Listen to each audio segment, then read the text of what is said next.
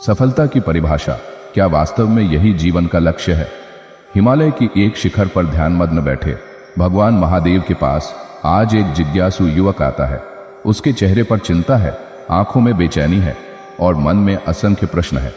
वह महादेव के चरणों में बैठ जाता है और करुण स्वर में पूछता है, प्रभु, क्या जीवन में सांसारिक सफल होना ही सब कुछ है? यदि मैं परीक्षा में प्रथम नहीं आता, यदि मैं धन नहीं कमा पाता, यदि मेरा नाम नहीं होता, तो क्या मेरा जीवन असफल है?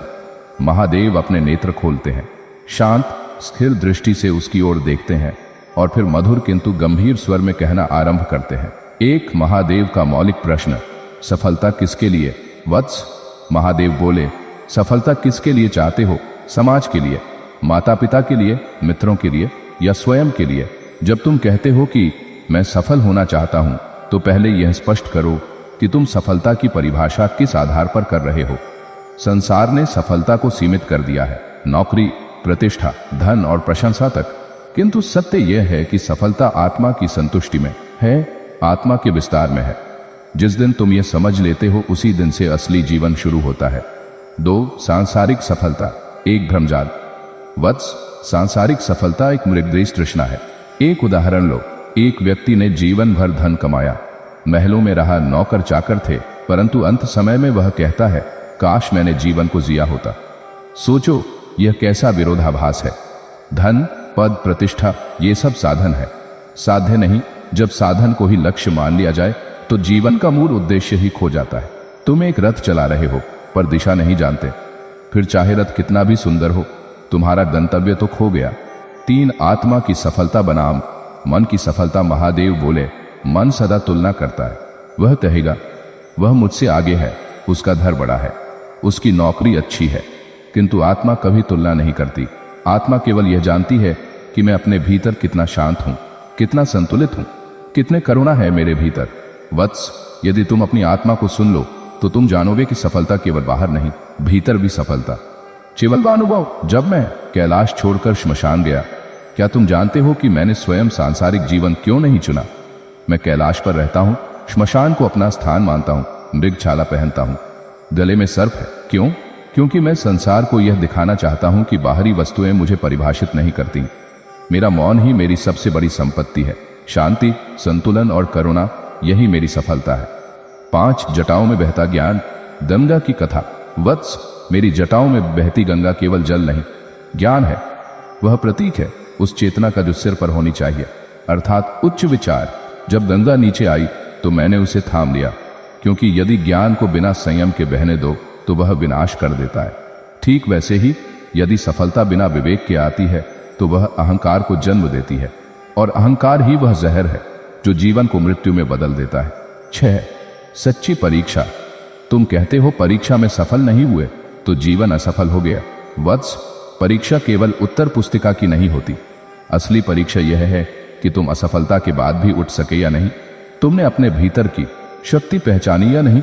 एक साधक की परीक्षा उसकी साधना है, एक गृहस्थ की परीक्षा उसका संतुलन है, एक विद्यार्थी की परीक्षा उसका संयम है। 7. 4 योग, कर्म, ज्ञान, भक्ति और ध्यान जीवन के 4 मार्ग हैं। कर्मयोग, ज्ञान योग, भक्ति योग और राजयोग। कर्मयोग कहता है कर्तव्य करो, परिणाम की चिंता मत करो। ज्ञान योग कहता है जानो कि तुम कौन हो और फिर कर्म करो। भक्ति योग कहता है भगवान में लीन हो जाओ, वही सब करवा रहे हैं। राजयोग कहता है भीतर ध्यान से सब कुछ संभव है, इनमें से कोई भी मार्ग अपनाओ, सफलता भीतर से आएगी, बाहर से नहीं।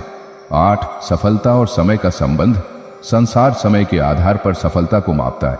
इतने वर्ष की उम्र तक नौकरी, इतने वर्ष की उम्र तक शादी, पर क्या प्रकृति घड़ी देखती है? क्या सूरज समय देखकर उगता है? सफलता प्रकृति की तरह सहज होनी चाहिए। जैसे बीज मिट्टी में धीरे धीरे अंकुर बनता है, वैसे ही आत्मा भी धीरे धीरे खिलती है। 9 महाकाल का संदेश। मैं महाकाल हूं, समय से परे। मैं यह नहीं देखता कि तुमने कितना कमाया, किससे विवाह किया या तुम्हारा ओहदा क्या है। मैं देखता हूं कि क्या तुमने जीवन को समझा, क्या तुमने किसी के लिए आंसू पोंछे, क्या तुम्हारे भीतर करुणा है। सफलता वह है जो तुम्हारे जाने के बाद भी लोगों के हृदय में तुम्हारा स्मरण कराए। 10. अंत में महादेव का उत्तर। महादेव अंत में कहते हैं, वत्स, जीवन में सांसारिक सफलता आवश्यक हो सकती है, लेकिन वह सब कुछ नहीं है। यदि तुम्हारी आत्मा संतुष्ट नहीं, यदि तुम्हारे पास समय नहीं आती, यदि तुम्हारे पास समय नहीं किसी रोते हुए को गले लगाने का, तो समझो तुमने तो सफलता प्राप्त की है, भीतर से नहीं। जीवन का लक्ष्य केवल ऊंचाइयों तक पहुंचना नहीं है, बल्कि गहराइयों में उतरना भी है। उपसंहार युवक की आंखों से आंसू बह रहे हैं। उसने अपने जीवन की दिशा पा ली थी। वह समझ चुका था कि सफलता एक यात्रा है, मंजिल नहीं। अब वह अपने भीतर की शांति की ओर बढ़ने को तत्पर था। महादेव का सार संदेश, निष्कर्ष, जो जीवन को भीतर से जीता है वही सच में सफल है, बाकी सब तो केवल मुखौटे हैं। सफलता का पीछा या स्वयं की खोज। भूमिका: हिमालय की घाटियों में जब शांति पूर्णिमा के चंद्रमा के समान फैल चुकी थी, तब वही युवक जो पहले भी शिव के पास ज्ञान प्राप्ति हेतु आया था, पुनः लौट आया। उसकी आंखों में अब जिज्ञासा से अधिक गहराई थी, परंतु प्रश्न अब भी थे। वह महादेव के चरणों में बैठ गया और धीरे से बोला, भगवान, आपने कहा था कि सांसारिक सफलता सब कुछ नहीं है, लेकिन क्या हम फिर भी उसका पीछा न करें? यदि मैं मेहनत करता हूं, लक्ष्य बनाता हूं, तो क्या मैं गलत हूं? क्या आत्मज्ञान केवल जंगलों में बैठने से मिलता है? शिव मुस्कुराए। उनके नेत्रों में अनंत आकाश का विस्तार था। वे बोले, वत्स, आज मैं तुझे एक और रहस्य बताऊंगा। ये जान कि सफलता का पीछा करने से तू कभी सफल नहीं हो सकता। एक जो भागे वही छूटे वत्स। जो चीज जितनी अधिक दौड़ कर पाने की कोशिश की जाती है, वह उतनी ही दूर चली जाती है। सफलता भी वैसी ही है। जब तुम सफलता के पीछे भागते हो तो तुम्हारा मन कभी शांत नहीं होता। मन कहता है, अब यह पाओ, फिर वह पाओ, और तुम दौड़ते रहते हो जीवन के एक भ्रम में। जो मनुष्य अपने कर्म में इतना डूब जाए कि उसे फल की चिंता ही ना हो, उसी के पीछे सफलता दौड़ती है। यह ठीक वैसा है जैसे कोई व्यक्ति सुगंध फैलाना चाहता है, परंतु स्वयं सुगंधित नहीं होता। यदि तुम में गुण है, सेवा है, समर्पण है, तो सफलता स्वयं चलकर तुम्हारे पास आएगी। 2. शिव और भस्मासुर की कथा। मैं तुझे एक पुरानी कथा सुनाता हूं। भस्मासुर नामक एक असुर ने मुझसे वर मांगा कि वह जिसके सिर पर हाथ रखे वह भस्म हो जाए। मैंने उसे वह वर दे दिया, लेकिन जैसे ही उसे वह शक्ति मिली, वह उसी का प्रयोग मुझ पर करने दौड़ा। सोचो वत्स, जिसने शक्ति केवल बाहरी सफलता के लिए चाही, वह अंततः अपने ही नाश का कारण बन गया। तुम भी जब केवल बाहरी उपलब्धियों के पीछे दौड़ते हो और भीतर से रिक्त होते हो, तो एक दिन तुम्हारी अपनी ही शक्ति तुम्हें खा जाती है। तनाव, ईर्ष्या, अनिद्रा, अवसाद। 3. तू कौन है, इसकी खोज कर। वत्स, तू अपने आप को जानता है? क्या तू जानता है कि तुझे किस कार्य में आनंद आता है? क्या करना तुझे भीतर से संतोष देता है? यदि नहीं, तो सफलता का पीछा करना व्यर्थ है, क्योंकि बिना अपने स्वरूप को पहचाने जो दौड़ता है, वह किसी और के सपनों के पीछे भाग रहा होता है। सच्ची सफलता यह नहीं कि तू CEO बने या करोड़पति बने। सच्ची सफलता यह है कि तू वही कार्य करे जो तेरे अंतर्मन को शांति दे। 4. जैसे नंदी, स्थिर और समर्पित। क्या तूने नंदी को देखा है? महादेव मुस्कुराए। वह सदैव मेरे सम्मुख बैठा रहता है, स्थिर, शांत, समर्पित। नंदी कोई लक्ष्य नहीं ढूंढता, वह केवल सन्निधि में रहता है, और जो स्वयं प्रकाश बन जाता है। सफलता पाने की सबसे सुंदर विधि यह है कि स्वयं को इतना उत्कृष्ट बना दो कि ब्रह्मांड तुम्हारे सम्मुख झुक जाए। 5. तुलना से त्रस्त संसार। वत्स, इस संसार में लोग अपने जीवन की तुलना दूसरों से करते हैं। देखो, वह कितना आगे बढ़ गया, मैं पीछे क्यों हूं? परंतु यह मत भूलो कि हर आत्मा का पथ अलग है। कोई बांस के समान जल्दी बढ़ता है, कोई बरगद की भांति धीरे धीरे। लेकिन गहराई में अगर मछली को पेड़ पर चढ़ना सिखाओगे तो वह सदा अपने को मूर्ख समझेगी। तू अपनी प्रकृति पहचान, वही तेरा धर्म है, वही तेरा मार्ग है। 6. कैलाश की चढ़ाई। एक प्रतीक। कैलाश पर चढ़ना सरल नहीं, वहां शांति है, ऊंचाई है, परंतु वहां तक पहुंचना तप है। उसी प्रकार सच्ची सफलता की ओर बढ़ना भी एक तपस्या है। यह तपस्या क्या है? अपनी इच्छाओं को साधना, तुलना को त्यागना, सेवा को अपनाना, सत्य को जीना, मौन को समझना। 7. साधक और व्यापारी में अंतर। वत्स, एक व्यापारी हमेशा गणना करता है, कितना लाभ हुआ, कितनी हानि, पर एक साधक केवल अनुभव करता है। मैंने क्या सीखा, क्या समझा, क्या छोड़ा। तू यदि सफलता को भी एक साधना समझे तो वह पवित्र बन जाएगी, परंतु यदि तू उसे केवल लाभ का माध्यम मानेगा तो वह बोझ बन जाएगी। 8. भीतर का दीपक जलाना। रात्रि में जब सब कुछ अंधकार में हो, तब एक दीपक ही दिशा दिखाता है। तू वह दीपक बन जो भीतर से जलता हो। बाहरी सफलता आए या ना आए, पर यदि भीतर का दीपक जलता रहे तो तू कभी अंधकार में नहीं रहेगा। इस दीपक को जलाने के लिए ध्यान कर, मौन में बैठ, आत्मा से प्रश्न कर, मैं क्यों आया हूं? 9. प्रेरणा। महर्षि वेदव्यास ने संसार को इतना कुछ दिया। वेद, पुराण, महाभारत, क्या वे सफल थे? हाँ, क्योंकि उन्होंने जो लिखा वह आज भी पढ़ा जाता है। उन्होंने समय की सीमाओं को पार कर दिया। पर क्या उन्होंने राजमहल बनाए? नहीं। क्या वे बड़े राज्य के अधिपति बने? नहीं। उनकी सफलता उनके कर्म में, उनकी आत्मा के समर्पण में थी। 10 महादेव का अंतिम वाक्य इस प्रवचन में, वत्स याद रख, जो सफलता तू ढूंढ रहा है वह बाहर नहीं है, वह तेरे भीतर छुपी शक्ति है जिसे जागृत करना है। तू बाहर सफलता ढूंढता रहेगा तो हर बार हार जाएगा, परंतु तू यदि अपने भीतर की खोज में लग जाएगा तो ब्रह्मांड की सारी सफलताएं स्वयं चलकर तेरे पास आ जाएंगी। निष्कर्ष, शिव का संदेश, सफलता का पीछा मत कर, खुद को इतना श्रेष्ठ बना दे कि सफलता तेरे चरणों में बैठ जाए। संसार के शोर में आत्मा की आवाज कैसे सुने? भूमिका कैलाश की शांत वादियां, जहां आकाश धवल बादलों की ओट में छुपा है और हिमगिरी की चोटियों पर मौन उतर आया है, उसी वातावरण में महादेव कमलासन मुद्रा में ध्यान मग्न थे। अचानक उस युवक ने आकर फिर विनम्रता से प्रणाम किया। प्रभु, मेरे भीतर अब एक नई बेचैनी है। हर दिशा में शोर है, सोशल मीडिया, अपेक्षाएं, परिवार की अपेक्षाएं, मित्रों की सफलता, दुनिया की गति। इस संसार में शांति नहीं है।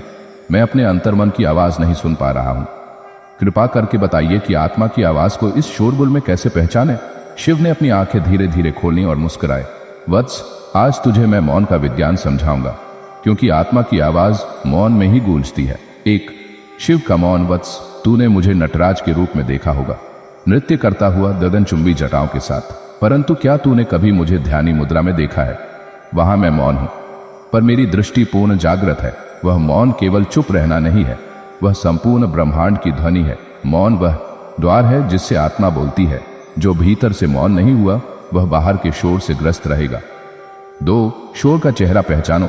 शोर केवल ध्वनि नहीं है वत्स, शोर एक विचार है, एक इच्छा है, एक अनवरत चाह है।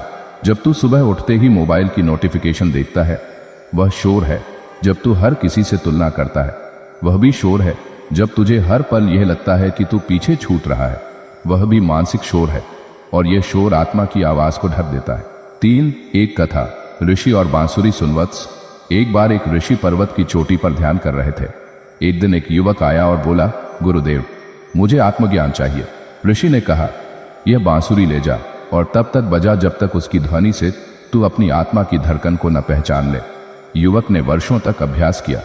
पहले वह केवल सुरों को सुनता था, फिर उन सुरों के पीछे की चुप्पी को, फिर उस चुप्पी में अपनी आत्मा को, और अंत में उसे वो मौन मिला जहां आत्मा गाती है। वत्स, वही तेरा मार्ग है। 4 3 प्रकार का मौन। 1 वाणी का मौन, कम बोल, सोच कर बोल। जब तू मौन होता है तो भीतर की बातें स्पष्ट होती हैं। 2 मन का मौन, विचारों की रेलगाड़ी को रोको। एक समय तय करो जब तू केवल श्वास पर ध्यान देगा। 3 आत्मा का मौन, यह वह अवस्था है जहां तू केवल हूं में टिक जाता है, न भूतकाल न भविष्य। 5 संसार में रहकर भी शांत रहना। वत्स, तू सोचता है कि संसार छोड़कर ही शांति मिलेगी। नहीं, शिव तो श्मशान में रहते हैं फिर भी शांत हैं। मैंने कभी संसार को त्यागा नहीं, मैंने उसे साधा है। जैसे कोई नाविक समुद्र में होकर भी भीतर स्थिर होता है, वैसे ही तू संसार में रहकर भी आत्मा की आवाज सुन सकता है यदि तू अभ्यास करे। 6 ध्यान की सही विधि तू पूछेगा, प्रभु कैसे ध्यान करूं? उत्तर है, सरलता से। एक शांत स्थान चुन, भोर का समय श्रेष्ठ है। रीढ़ सीधी रख, आंखें बंद कर, श्वास पर ध्यान दे। जब विचार आए उन्हें रोक मत, केवल देख और जाने दे। धीरे धीरे तू भीतर उतर जाएगा।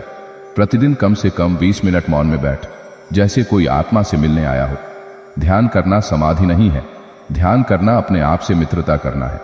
7 शिव का अनुभव जब भीतर मौन हुआ। वत्स, जब मैं ध्यान में बैठा था वर्षों तक, तब मेरा स्वरूप तांडव के बाद शांत हुआ। मेरे भीतर की ऊर्जा मौन में परिवर्तित हुई। वही मौन मुझे आत्मा से जोड़ता है, वही मौन सृष्टि रचता है। मौन कोई असहाय अवस्था नहीं, मौन वह शक्ति है जिसमें ब्रह्मांड की उत्पत्ति हुई। 8 भ्रम मत पालो, आत्मा चीखती नहीं। संसार चिल्लाता है, सेल्स, विज्ञापन, प्रेरणा, गुरु, मंच, तालियां, ये सब शोर है, पर आत्मा चीखती नहीं, वह फुसफुसाती है। तू उसे तभी सुन पाएगा जब तू संसार को धीमा कर पाएगा। तू जितना भीतर जाएगा उतनी स्पष्ट उसकी आवाज सुन पाएगा, और वही तुझे मार्ग दिखाएगी सफलता का, शांति का, आनंद का। 9 मंत्र का रहस्य। एक बार ओम नमः शिवाय का जाप कर और देख, ये मंत्र तुझे न केवल मुझे जोड़ता है, ये तेरे भीतर के मौन का द्वार खोलता है। हर बार जब तू इसका उच्चारण करता है, तेरे भीतर की अशांति पिघलती है। एक दिन ऐसा आएगा जब तू मंत्र को नहीं बोलेगा, मंत्र तुझे बोलेगा। 10 शिव का अंतिम वाक्य इस प्रवचन में, वत्स तू संसार की आवाजों में फंस गया है, अब भीतर उतर, उस मौन में जहां तू स्वयं से मिल सके। जहां शब्द समाप्त होते हैं वहीं आत्मा बोलती है, जहां संसार चुप हो जाता है वहीं शिव प्रकट होते हैं। निष्कर्ष, शिव का संदेश, संसार में सफल होना अच्छा है, पर अपने भीतर की आवाज को पहचानना उस सफलता से कहीं बड़ा वरदान है। युवक की आंखों से अश्रु बहने लगे। वह अब सुनने लगा था उस मौन को जो भीतर था। उसने प्रणाम किया और मन ही मन दोहराया, जो संसार में खो गया वह खुद को कैसे पाए। भूमिका, कैलाश के शिखर पर हिम की श्वेत चादर फैली थी। मंद पवन शिव की जटाओं को झुला रही थी। एक गहरा मौन था, पर उस मौन में चेतना की झंकार थी। शिव ध्यानस्थ थे।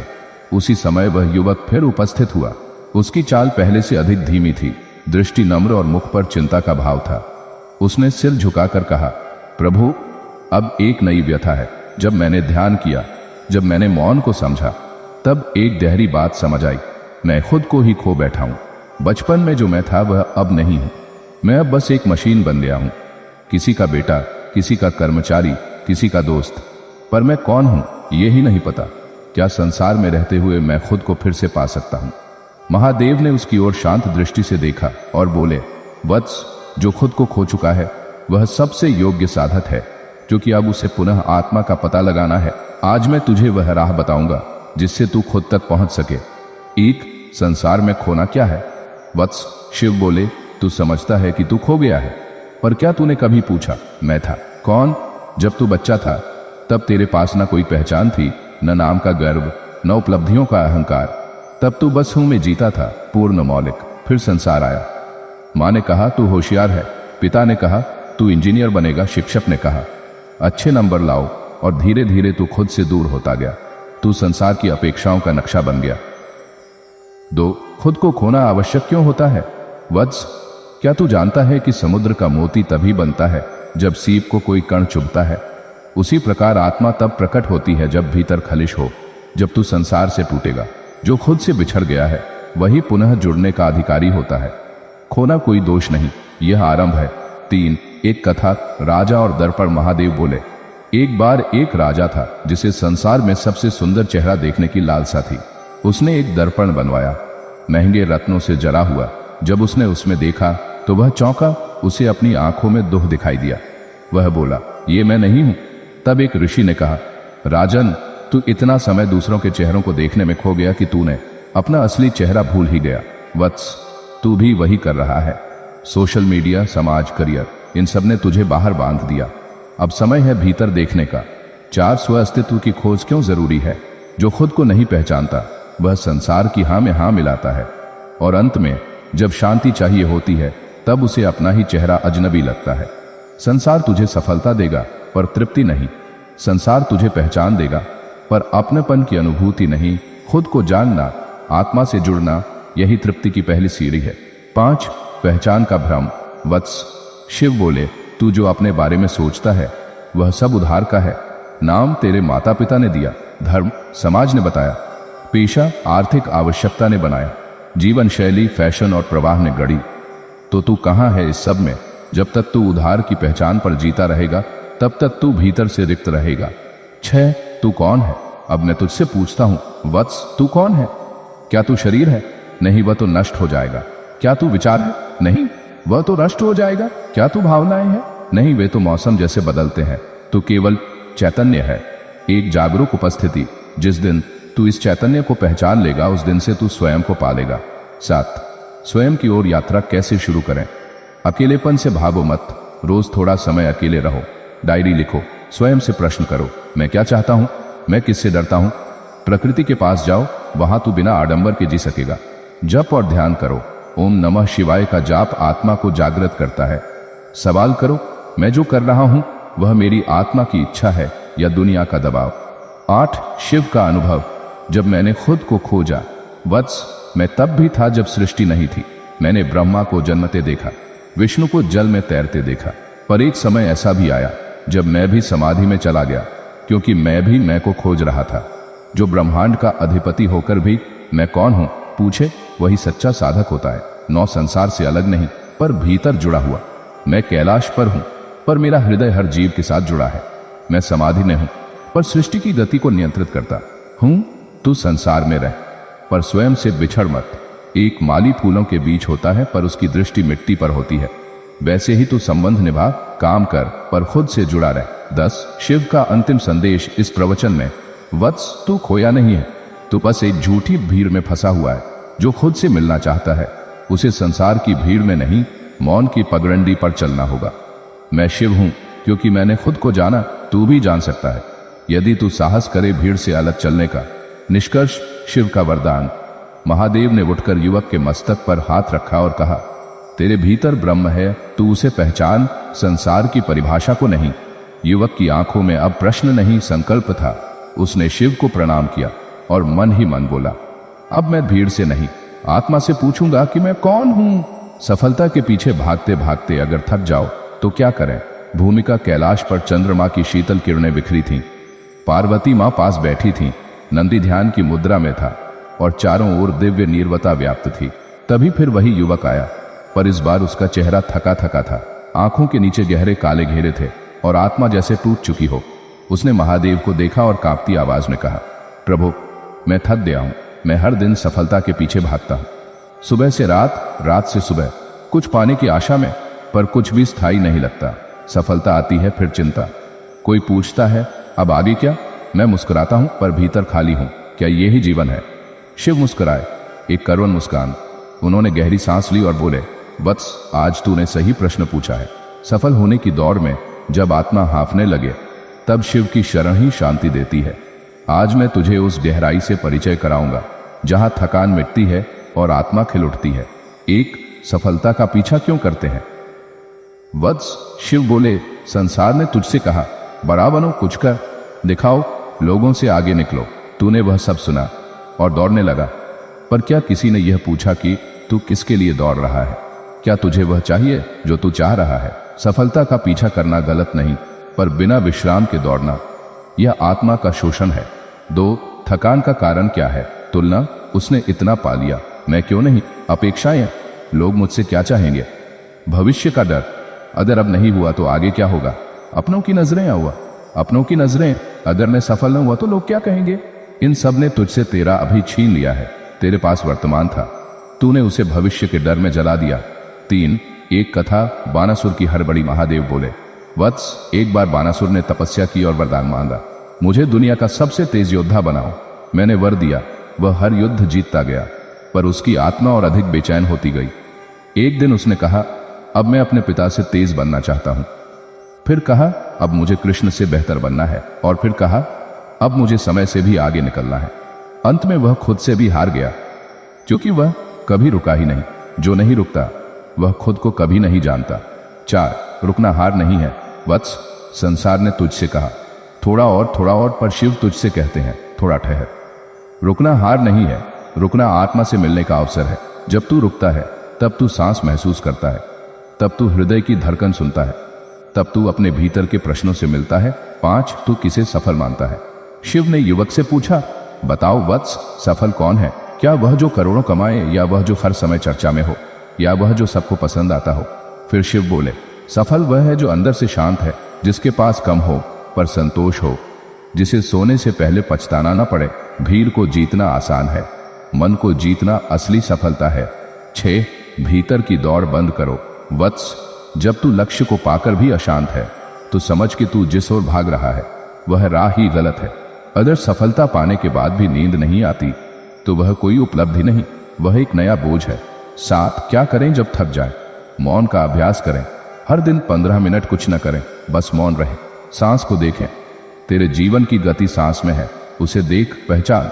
प्रकृति के पास जाए, पेड़, पहाड़, नदियां, ये दौड़ नहीं रहे पर फिर भी सुंदर है। हर दिन खुद से मिलो। दिन खत्म होने से पहले खुद से पूछो, क्या मैं आज सच में जिया? जप करो ओम नमः शिवाय, यह मंत्र मन की व्यर्थ गति को रोकता है। 8, एक क्षण का विश्राम, एक युग की ऊर्जा। वत्स, जब मैं नृत्य करता हूं तो वह गति नहीं विश्राम है। जब मैं ध्यान में जाता हूं तो वह विराम नहीं, शक्ति का स्रोत है। तू भी अगर थक गया है तो रुक जा, आंखें बंद कर आत्मा से मिल, वहीं से नई ऊर्जा जन्म लेगी। 9 एक परीक्षा। सब छोड़कर खुद को पाना। महादेव बोले, तू एक दिन कुछ न कर, ना योजना, ना लक्ष्य, ना चिंता, सिर्फ खुद को देख। उसी दिन तू जानेगा कि तू क्या खो रहा था। सफलता की दौड़ में जो खुद से बिछड़ गया वह सबसे बड़ा पराजित है। 10 शिव का अंतिम संदेश इस प्रवचन में। वत्स, थकना पाप नहीं, पर थक कर भी दौड़ते रहना यह आत्मा के साथ अन्याय है। सफलता को पकड़ने के लिए नहीं, साक्षी भाव से देखने के लिए जी। जब तू भीतर से शांत होगा तभी बाहर की दुनिया तुझसे प्रभावित होगी। निष्कर्ष, शिव का वरदान। महादेव ने युवक की थकी आत्मा पर त्रिपुंड से स्पर्श किया और कहा, जा वत्स, अब तू दौड़ मत, चल धीरे धीरे सजग होकर अपने भीतर उतर, वहीं से तेरी नई सफलता जन्म लेगी, जो स्थायी होगी, जो तुझे तृप्त करेगी। युवक की आंखें नम थीं, पर अब उनमें शांति थी। उसने महादेव को प्रणाम किया और मन ही मन बोला, अब मैं थक कर रुक जाऊंगा, क्योंकि वहीं से शिव मिलते हैं। अगर जीवन में कुछ नहीं बचा तो क्या करें। भूमिका। देहन रात्रि की नीरवता में कैलाश पर्वत की चोटी पर शिव ध्यानस्थ थे। गंगा उनके जटाओं में कलकल बह रही थी। चंद्रमा की शीतलता वातावरण को निर्मल बना रही थी। तभी एक युवक कांपते हुए आया। उसके वस्त्र फटे थे, चेहरा मलिन था और आंखें बुझी हुई। वह जमीन पर गिर पड़ा और रोते हुए बोला, महादेव, अब मेरे जीवन में कुछ नहीं बचा, न धन, न मित्र, न परिवार, आशाएं भी नहीं रही। अब आगे क्या करें। शिव ने अपनी तीसरी आंख खोली, पर यह विनाश की नहीं, करुणा की दृष्टि थी। वे बोले, वत्स, जब जीवन में कुछ नहीं बचता तब जीवन वास्तव में आरंभ होता है। एक, जब सब छिन जाए तब क्या बचे। महादेव बोले, जो तूने खोया है वह तेरा कभी था ही नहीं। धन, पद, लोग, ये तुझमें स्थायी नहीं है। जब सब कुछ बाहर चला जाए तब तेरे पास स्वयं बचता है, और वही स्वयं शिव का स्वरूप है। 2 विपत्ति अवसर है, विनाश नहीं। शिव बोले, एक समय ऐसा भी आता है जब जीवन हमें सब कुछ छीनकर अकेले छोड़ देता है। क्यों? ताकि हम भीतर झांक सकें। जब तू दूसरों के सहारे होता है तब तू दूसरों का जीवन जीता है। जब तू अकेला होता है तब तू असली तू से मिलता है। 3 कथानक। चितरंजन की कथा। एक बार हिमालय के पास एक युवा साधु था। चितरंजन, उसने सब कुछ खो दिया, माता पिता, घर, धन, मित्र। वह शिव के चरणों में आया और बोला, अब मैं क्यों जीऊं। शिव ने उसे एक पात्र दिया और कहा, इसमें जल लेकर तप कर जब तक पात्र पूरा न भर जाए। वह वर्षों तक जल भरता रहा, पर पात्र खाली ही दिखता। वह हताश हो गया। तभी एक दिन वह बोला, अब मैं यह पात्र नहीं भरूंगा, अब बस बैठकर ध्यान करूंगा। उसी क्षण पात्र भर गया। क्यों? क्योंकि वह पहली बार स्वयं से जुड़ा, प्रयास से नहीं, समर्पण से। 4 खालीपन शून्यता नहीं, एक द्वार है। वत्स, तेरे भीतर का खालीपन अंत नहीं, एक आरंभ है। यह खालीपन डराता है क्योंकि उसमें हम खुद को देखते हैं। यह खालीपन बोलता है, अब तू क्या है, जब सब कुछ नहीं है। और जब तू इसका उत्तर देता है वहीं से जीवन बदलता है। 5 जब कुछ ना बचे तब शिव को पुकारो। शिव बोले, जब तेरे पास कोई शब्द ना हो तो ओम नमः शिवाय जप। जब कोई राह न दिखे तो मेरी तीसरी आंख की ओर ध्यान कर। जब कोई न सुने तो हिमालय की नीरवता को सुन। जब तू शिव को पुकारता है बिना किसी अपेक्षा के, तब शिव स्वयं उतरते हैं तेरे भीतर। 6 शिव स्वयं शून्य है और वहीं से पूर्ण है। महादेव ने मुस्कुराकर कहा, मैं कैलाश पर बैठा हूं, नग्न, निरपेक्ष, निस्संग, मेरे पास कुछ नहीं, फिर भी मैं सर्वसमर्थ हूं।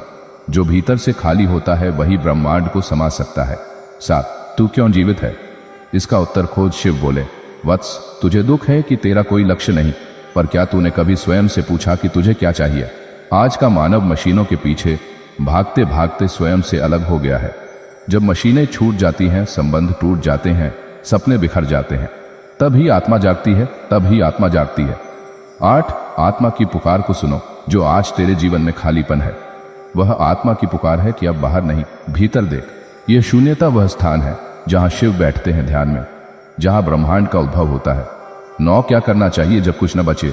1 साधना शुरू करो। रोज सूर्य से पहले उठो, स्नान कर 108 बार ओम नमः शिवाय का जाप करो। 2 दूसरों की सेवा करो, किसी भूखे को खाना दो, किसी दुखी को गले लगाओ, तुझे लगेगा कि तेरे पास बहुत कुछ है। 3 प्रकृति से जुड़ो, पर्वत, नदियां, वृक्ष, ये सब बिना उद्देश्य के हैं पर जीवित है। 4 एकाग्रता साधो, एक छोटी लौ को निहारो, एक श्लोक को दोहराओ, तब जीवन की गहराई दिखेगी। 10 शिव का रहस्य।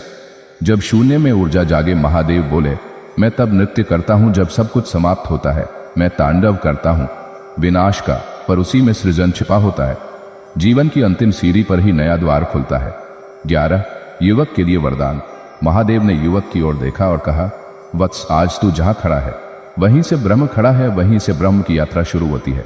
तेरे पास कुछ नहीं है, अब तू सबसे बड़ा बन सकता है। तू अब शिष्य बन, शिव का, आत्मा का और जीवन का। 12 नवजीवन का आरंभ। युवक के भीतर परिवर्तन हुआ। वह अब रो नहीं रहा था। उसकी आंखों में पानी था, पर यह आंसू पीड़ा के नहीं, स्वीकार का था। उसने प्रणाम कर कहा, अब मैं कुछ नहीं चाहता, मैं बस स्वयं को जानना चाहता हूं। शिव ने त्रिशूल उठाया और कहा, जा वत्स, तेरी आत्मा ही अब तेरा गुरु है। निष्कर्ष, जब जीवन में कुछ नहीं बचता तब शिव मिलते हैं, जब तू रुकता है तब शिव चलने लगते हैं भीतर। जो शून्य में प्रवेश करता है वह अनंत को पा लेता है। क्या सच्ची सफलता वह है जो समाज कहता है? भूमिका। शिव का प्रश्न। कैलाश की वादियों में एक दिन एक राजकुमार पहुंचा। उसने सोने की जंजीरें, रत्न जटित मुकुट और चमचमाता अंगवस्त्र पहन रखा था, लेकिन उसका चेहरा उदास था, आंखों में चिंता थी, आत्मा खोई हुई थी। वह शिव के चरणों में गिर पड़ा और बोला, प्रभु, मैंने वह सब पा लिया जो समाज सफलता कहता है, पर फिर भी मैं असफल क्यों महसूस करता हूं? राज्य मिला, ख्याति मिली, सम्मान मिला, पर सुख नहीं मिला। यह कैसा विरोधाभास है? शिव मंद मुस्कुराए। वे बोले, वत्स, जो सफलता समाज तय करता है वह तुझे समाज में ऊंचा कर सकती है, लेकिन आत्मा को नहीं। अब मैं तुझे बताता हूं सच्ची सफलता क्या है। 1 समाज की सफलता बनाम आत्मा की सफलता। महादेव बोले, सफलता के 2 मार्ग होते हैं, एक बाहर जाता है समाज की ओर, दूसरा भीतर जाता है आत्मा की ओर। समाज की सफलता पद, पैसा, प्रतिष्ठा, प्रभाव। आत्मा की सफलता शांति, संतोष, सच्चाई, स्वतंत्रता। समाज की सफलता तालियां दिला सकती है, पर रात को चैन की नींद नहीं। आत्मा की सफलता तुझे गूंगे मौन में आनंद देगी, जहां कोई ताली नहीं बजती पर परमात्मा मुस्कुराता है। 2 कहानी। राजा अचल और संत दर्पण। एक बार राजा अचल ने महान संत दर्पण से पूछा, गुरुवर, क्या मैं सफल राजा हूं? संत बोले, तुम बताओ, क्या तुम दिन में गहरी सांस ले पाते हो बिना चिंता के? क्या रात को बिना दवा के सो पाते हो? क्या कोई तुम्हें टोकता नहीं तो भी तुम सेवा करते हो? राजा चुप हो गया। संत मुस्कुराए, सफलता वह नहीं जो राज्य जीत ले, सफलता वह है जो स्वयं को जीत ले। 3 महादेव की दृष्टि से सफलता। शिव बोले, वत्स, मैंने न तो कोई सिंहासन मांगा, न ही राजमहल। मैंने शवस्थल को शरण बनाया, परंतु मेरे सिर पर गंगा बहती है और संसार मुझे देवों के देव कहता है। यह कैसी सफलता है? यही असली सफलता है, जहां तू कुछ मांगे बिना सब पा जाए। 4 झूठी सफलता के संकेत। महादेव बोले, तू समझना चाहता है कि तुझमें सच्ची सफलता है या नहीं? तो इन प्रश्नों का उत्तर दे। 1 क्या तेरे पास समय है अपनों के लिए? 2 क्या तू बिना नकाब के लोगों से बात कर सकता है? 3 क्या तेरे हृदय में क्रोध से अधिक करुणा है? 4 क्या तुझे कुछ खोने का डर नहीं रहता? यदि इनका उत्तर नहीं है तो जो तू सफल कह रहा है वह छलावा है। 5 समाज क्यों भ्रमित करता है? महादेव बोले, समाज स्वयं डर से बना है, वह तुझे भी डराकर अपने अनुसार ढालता है। वह कहेगा, बड़ा बनो, तेज बनो, सबसे आगे रहो, लेकिन यह नहीं बताएगा क्यों? क्योंकि समाज को भीड़ चाहिए, साधक नहीं। समाज को प्रदर्शन चाहिए, प्रकाश नहीं। समाज को नाम चाहिए, पर नाद की समझ नहीं। शिव समाज के विपरीत जाते हैं, तभी तो वे परम है। 6 सच्ची सफलता के चिन्ह। महादेव बोले, सच्ची सफलता वही है जो तेरे भीतर प्रकाश फैलाए, न कि केवल बाहर दिए जलाए। सच्ची सफलता के चिन्ह। तू शांत रह सके भीड़ में, तू दूसरों की सफलता में ईर्ष्या न करे, तू अपनी हार को भी सम्मान से देखे, तू किसी को छोटा न माने, यहां तक कि स्वयं को भी नहीं। 7 सफलता का परम रहस्य। समर्पण। जैसे गंगा सब बांधों को तोड़कर बहती है, वैसे ही सच्ची सफलता सभी सीमाओं को तोड़ देती है। वह तब आती है जब तू थक कर नहीं, समर्पण करके जीता है। शिव बोले, जो कहता है मैंने सब स्वयं किया, वह कभी सफल नहीं होता। जो कहता है शिव कृपा से सब हुआ, उसकी सफलता सनातन होती है। 8 सच्ची सफलता का शिव सूत्र। महादेव ने कहा, सत्य, सेवा, साधना, सफलता। सत्य वह नींव है जिस पर तू अपने व्यक्तित्व का महल खड़ा करता है। सेवा वह दीप है जिससे तू अंधेरे में प्रकाश करता है। साधना वह सेतु है जो तुझे आत्मा से जोड़ता है। जब यह तीनों एक साथ चलें तभी तू सफल कहलाएगा। 9 राजकुमार का हृदय परिवर्तन राजकुमार शिव के चरणों में बैठा सोचने लगा। उसने कहा, प्रभु, मेरे पास सब कुछ था पर मैंने आत्मा को खो दिया। अब मैं सच्ची सफलता चाहता हूं। शिव ने उसकी पीठ पर हाथ रखा और कहा, वत्स, अपने सिंहासन को सेवा की चौकी बना, अपने मुकुट को विनम्रता का प्रतीक बना और अपनी सत्ता को आत्मा की सेवा में अर्पित कर। तू सफल हो जाएगा। परमात्मा की दृष्टि में 10 निष्कर्ष सफलता की अंतिम परिभाषा। महादेव बोले, वत्स, सच्ची सफलता वह है जहां तू दूसरों को ऊपर उठाए बिना स्वयं को ऊंचा नहीं माने, जहां तू संसार में रहे पर उसमें खोए नहीं, जहां तू हंसे बिना कारण, रोए बिना भय, जिए बिना अपेक्षा। यही है वह सफलता जो जन्मों जन्मों तक साथ चलती है, बाकी सब राख बन जाती है। परिवार, समाज और कर्तव्य में उलझकर आत्मा कैसे स्वतंत्र हो। प्रस्तावना। उलझनों से मुक्ति की पुकार। शाम का समय था। कैलाश पर मंद पवन बह रही थी। पार्वती जी ध्यान में थीं और नंदी एक कोने में शांत भाव से बैठा था। उसी समय एक गृहस्थ भरे पूरे परिवार का मुखिया शिव के समीप पहुंचा।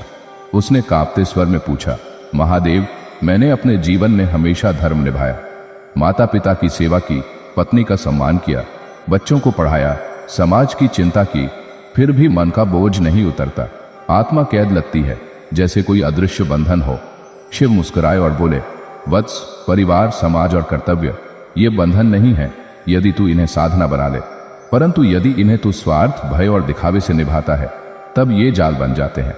आओ मैं तुम्हें बताता हूं कैसे आत्मा इन बंधनों से मुक्त होकर भी इन स्थित रह सकती है। एक बंधन का मूल।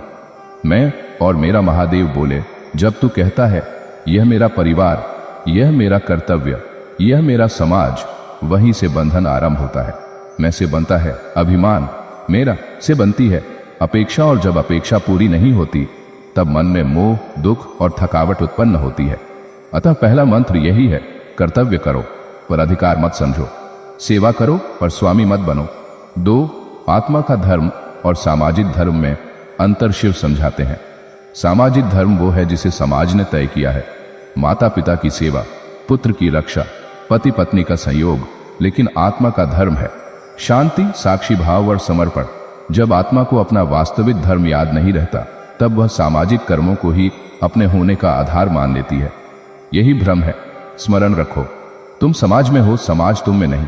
तुम परिवार में हो, परिवार तुम नहीं हो। 3.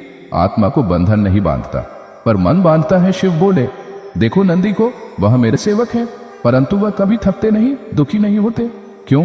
क्योंकि नंदी का मन साक्षी भाव में स्थित है। वह सेवा करता है पर फल की अपेक्षा नहीं करता। यदि तू भी अपने घर, समाज और कर्तव्य में नंदी की भांति स्थित हो तो तू मुक्त रहेगा। 4. कर्तव्य से नहीं, कर्तापन से बंधते हो। शिव बोले, कर्तव्य तुम्हें मुक्त कर सकता है यदि तुम उसे प्रेम से करो, लेकिन यदि तुम सोचो मैं ही सब कर रहा हूं तो यही कर्तापन बंधन बन जाता है। यही कारण है कि अर्जुन को गीता में श्री कृष्ण ने यही कहा, न तू करता है न तेरा कुछ है, कर्म कर परंतु कर्ता मत बन।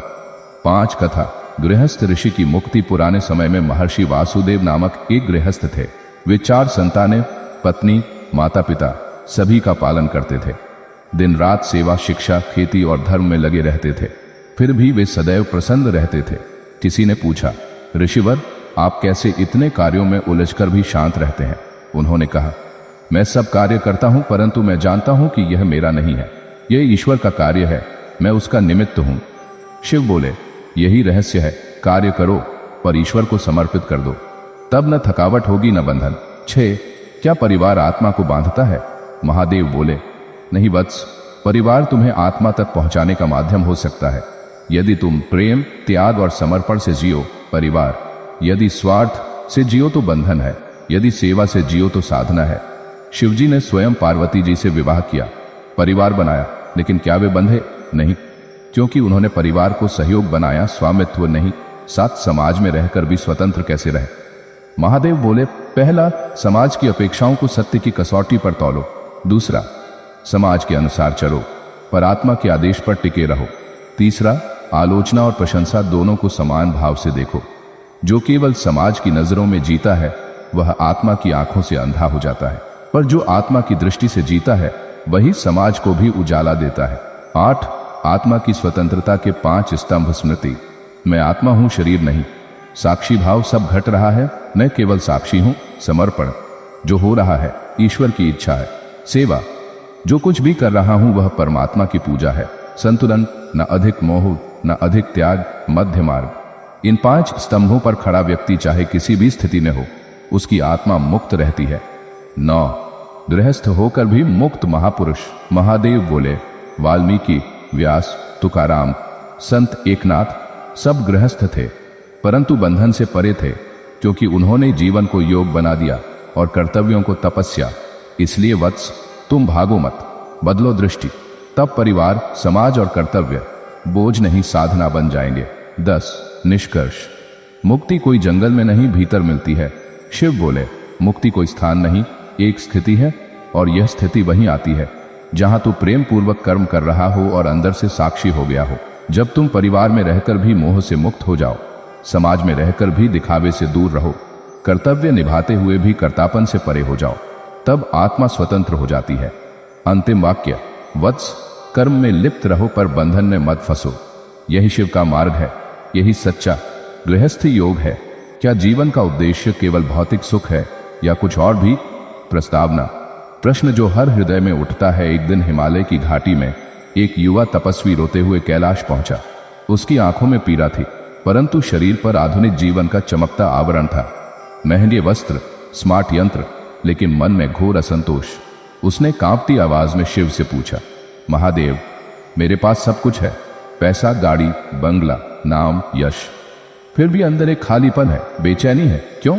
शिव मुस्कुराए, वत्स, जो केवल शरीर को संतुष्ट करता है वह भोग है, और जो आत्मा को शांत करता है वह योग है। तू केवल भौतिक सुखों को जीवन का उद्देश्य समझ बैठा है। आओ, आज मैं बताऊं कि क्या जीवन का उद्देश्य केवल भोग है या कुछ और भी है। एक, भौतिक सुख क्या है? महादेव बोले, भौतिक सुख वो है जो इंद्रियों को अच्छा लगता है, स्वादिष्ट भोजन, सुंदर वस्त्र, आरामदायक घर, सराहना, प्रशंसा। लेकिन ध्यान दो, इन सुखों की उम्र छोटी होती है, इनका आधार बदलता रहता है, ये कभी पूर्ण तृप्ति नहीं देते। यह वैसे ही है जैसे कोई समुद्र का खारा जल प्यास बुझाने के लिए पी ले, पल भर को तृप्ति, लेकिन फिर और अधिक प्यास। 2, क्यों भौतिक सुख स्थायी नहीं होते? शिव बोले, क्योंकि वे बाहर से आते हैं और बाहर की हर चीज परिवर्तनशील है। उदाहरण, जो वस्त्र आज सुंदर लगे कल पुराने लगेंगे, जो भोजन आज प्रिय है कल उबाऊ लगेगा, जो पद आज गर्व है कल चिंता का कारण बन सकता है। बाहरी सुख का यही स्वभाव है, वह क्षणिक है, परिवर्तनशील है और अधूरा है। 3, जीवन का उद्देश्य आत्मा का उत्कर्ष है, शरीर की तृप्ति नहीं। महादेव ने समझाया, तू शरीर नहीं है वत्स, तू आत्मा है, और आत्मा की भूख केवल आत्मिक सुख से मिटती है। वह सुख जो शांति देता है, प्रेम देता है, मुक्ति देता है। भौतिक सुख आनंद देता है पर तात्कालिक, पर आत्मिक सुख शांति देता है, स्थायी। तू रात भर गाना सुन सकता है लेकिन फिर भी अंदर बेचैनी हो सकती है, लेकिन एक सच्चा ध्यान, एक पल की समाधि हृदय को स्थायी आनंद दे सकता है। 4, क्या भौतिक सुख गलत है? नहीं, लेकिन शिव स्पष्ट करते हैं, मैं ये नहीं कहता कि सुख त्याग दो, सुख लो, लेकिन नया दे, समझ के साथ। कैसे? सुख में संयम हो, सुख तुझे ना चलाए, तू सुख को नियंत्रित करे। सुख का स्रोत तेरा बाहरी नहीं, आंतरिक हो। सुख साधन बने, आत्मिक उन्नति का साध्य नहीं। जैसे नदी नाव को बहा सकती है, लेकिन वही नाव संतुलित होकर उसे पार भी कर सकती है। 5, क्या सफलता ही जीवन का अंतिम लक्ष्य है?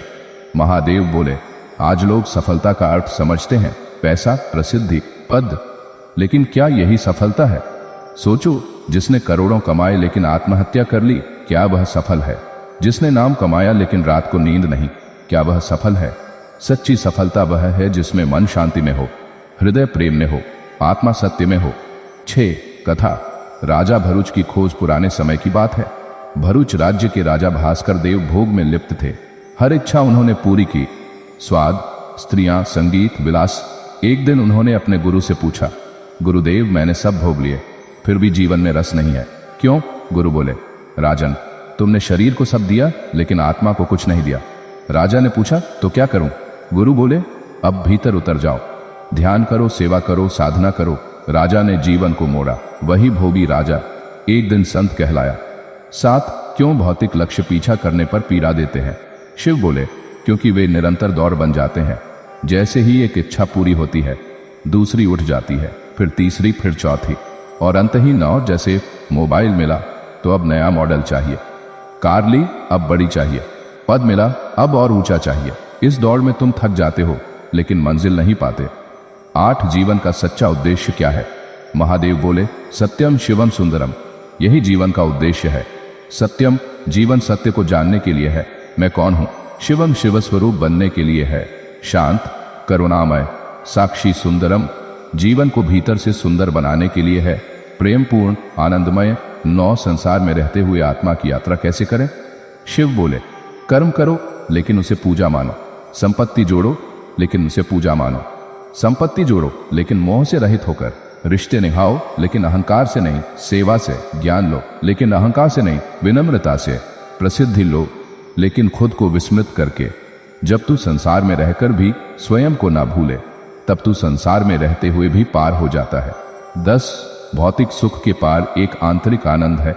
शिव ने आंखें बंद कर लीं और बोले, जिस दिन तू केवल अपने भीतर बैठ गया, जहां न कोई चाह है, न डर, न अभाव है, न प्रदर्शन, वही दिन तेरा जन्मदिन होगा। आत्मा के रूप में सुख बाहर नहीं, अंदर है, और वही सच्चा जीवन है जब तू अपने भीतर के शिव को पहचान ले। निष्कर्ष, जीवन का उद्देश्य क्या है? शिव ने अपने त्रिनेत्र से उस तपस्वी की ओर देखा और कहा, वत्स, जीवन का उद्देश्य केवल पेट भरना, मकान बनाना या यश कमाना नहीं है। जीवन का उद्देश्य है आत्मा को शिव बनाना। वह तब होता है जब तू जागता है, देखता है और भीतर उतरता है। क्या समय की कमी एक भ्रम है? क्यों लोग जीवन में सार्थक कार्य नहीं कर पाते? प्रस्तावना, समय की दौड़ में खोया मानव। एक बार कैलाश की गोद में एक युवक आया। उसका चेहरा तनाव और चिंता से भरा था। उसने शिव से कहा, महादेव, मैं हर दिन व्यस्त रहता हूं, काम, परिवार, समाज, फिर भी लगता है मैं कुछ भी सार्थक नहीं कर पा रहा। समय नहीं मिलता, मन नहीं लगता, जीवन खाली खाली सा लगता है। शिव ने दया से देखा और बोले, वत्स, समय की कमी वास्तव में भ्रम है, और मैं आज तुम्हें बताऊंगा कि क्यों लोग जीवन में सार्थक कार्य नहीं कर पाते। 1. समय की वास्तविकता क्या है? महादेव बोले, समय वह नहीं जो घड़ी में चलता है। समय वह है जो तेरा मन, तेरा ध्यान, तेरा कर्म करता है। समय का अभाव नहीं, बल्कि मन की उथल पुथल और ध्यान का बिखराव है जो तुझे व्यस्तता में फंसा देता है। तू शरीर का कार्य समझता है समय को, पर आत्मा का तो ज्ञान ही नहीं। 2. क्यों लगता है समय कम? शिव समझाते हैं, मन जब विचलित होता है, व्यर्थ की चिंताओं में उलझा होता है, तब प्रत्येक क्षण बोझ सा लगता है। जब मन अनावश्यक भय, क्रोध, मोह में डूबा होता है तो समय को ठहराव लगने लगता है। और दूसरी ओर, जब मन किसी कर्म में पूर्णतया लगा होता है, समय उड़ता हुआ महसूस होता है। 3 कार्यों में सार्थकता कैसे लाए? महादेव ने कहा, सार्थकता तब आती है जब कर्म को ध्यान के रूप में करो, यानी जो भी कार्य करो पूरे मन से करो। परिणाम की चिंता छोड़ दो, कर्म को पूजा समझो। जब मन कर्म में एकाग्र होगा तो तुम्हें लगेगा कि समय बहुत है। 4.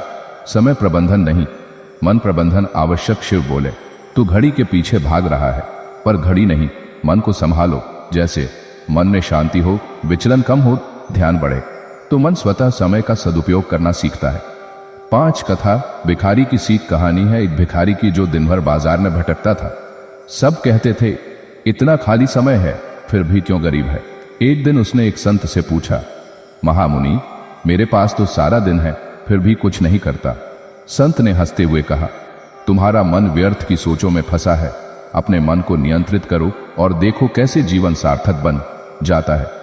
भिखारी ने ध्यान और कर्म किया। कुछ दिन बाद वह संत बन गया। 6. व्यर्थ की चिंताएं समय क्यों चुराती हैं? महादेव ने कहा, जो चिंताएं भविष्य की हैं, वे वर्तमान समय चुरा लेती हैं। जो अफसोस बीते हुए दिनों का है, वह भी वर्तमान को जकड़ता है। मन जब वर्तमान में ना रहे तो समय क्षीण हो जाता है। 7. जीवन में सार्थक कार्य का मंत्र। शिव बोले, सार्थकता के लिए आवश्यक है ध्यान, समर्पण और सेवा। ध्यान से कर्म करो, समर्पित भाव से करो, सेवा भाव से करो। यह तीनों मिलकर समय को अमूल्य बनाते हैं। 8. व्यस्तता और बोझ में अंतर। महादेव ने बताया, व्यस्तता तब होती है जब कर्म फल की चिंता से बाधित हो। बोझ तब होता है जब मन अवसाद, क्रोध या भय में फंसा हो। सच्चा योगी वह है जो कर्म में व्यस्त भी है, परंतु बोझ मुक्त भी। 9. क्या मैं थका हुआ हूं, कहना बहाना है। शिव ने पूछा, क्या तुम सच में थके हो या थकावट मन की है?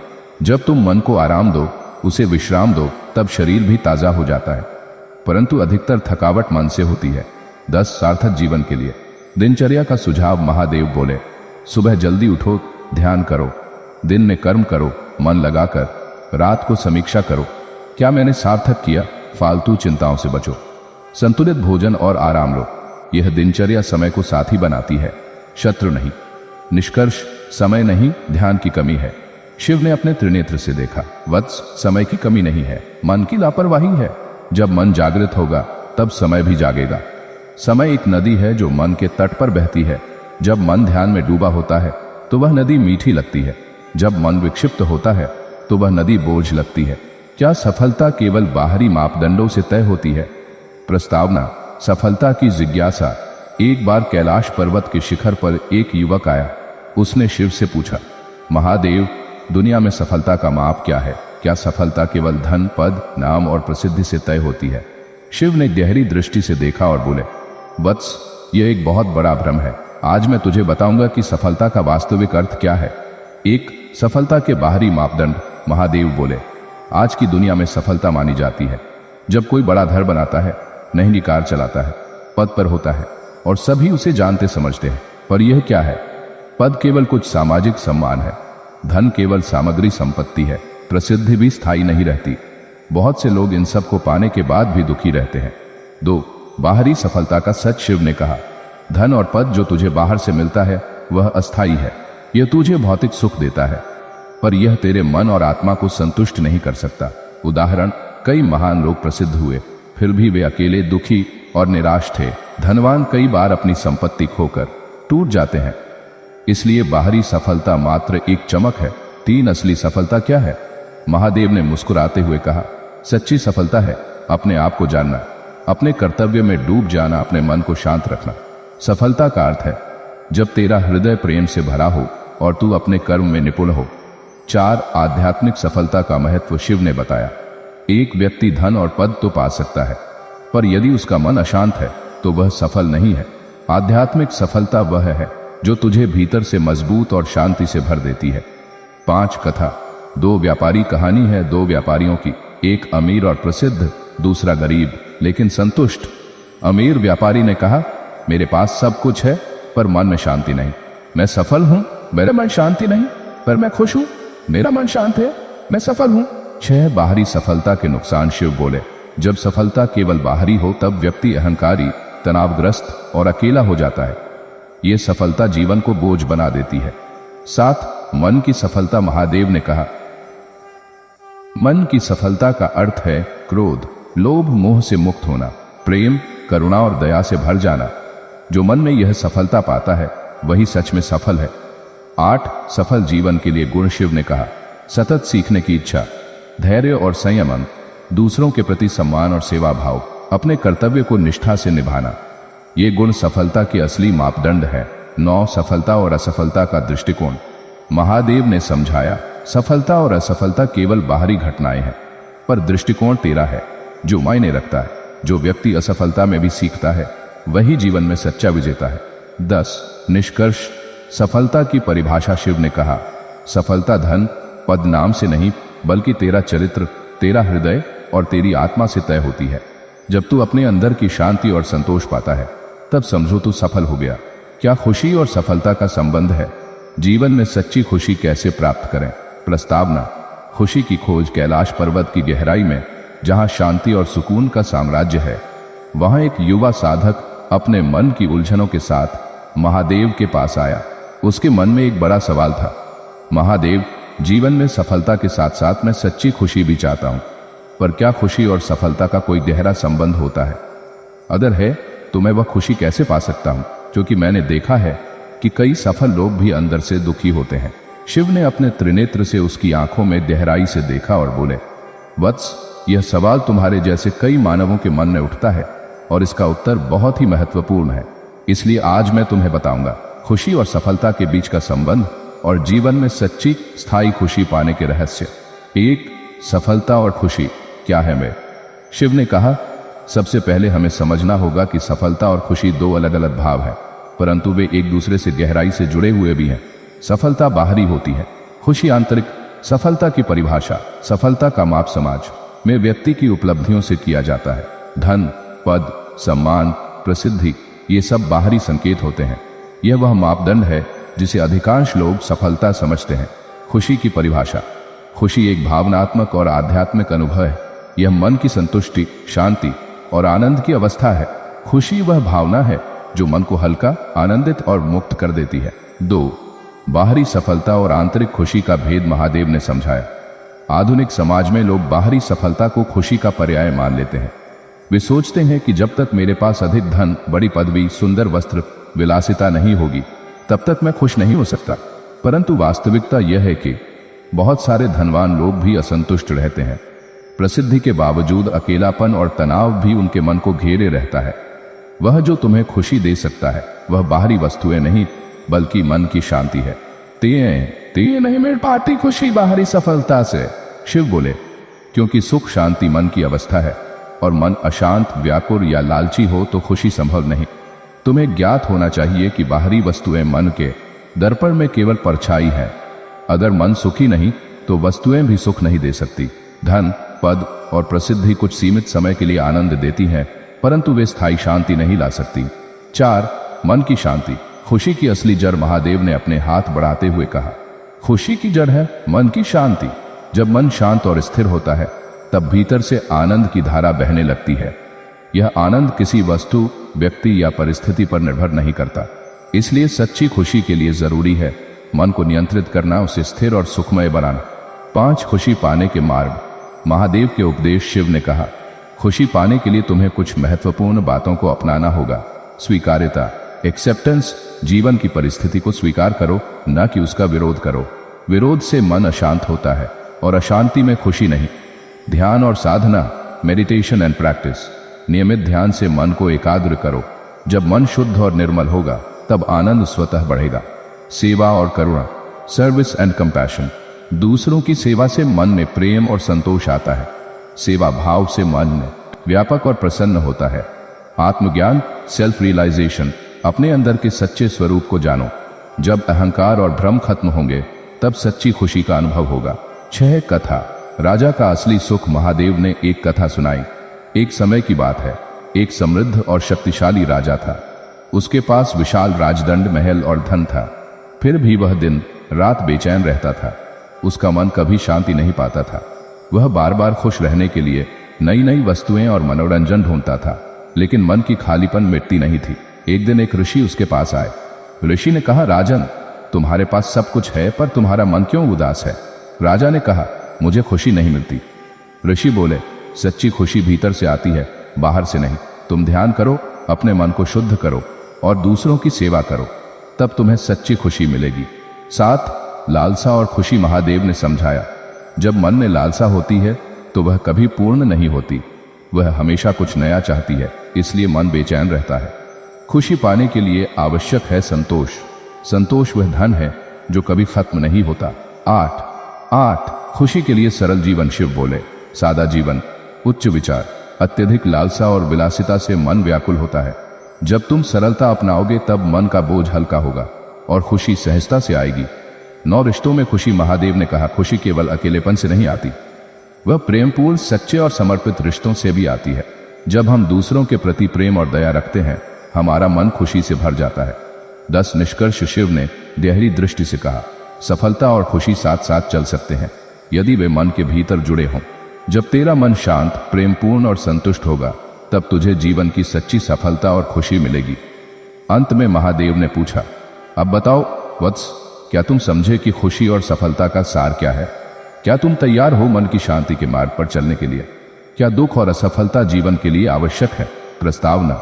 जीवन में दुख और असफलता की आवश्यकता। कैलाश की गुफा में एक छात्र महादेव के पास आया। मन भारी था।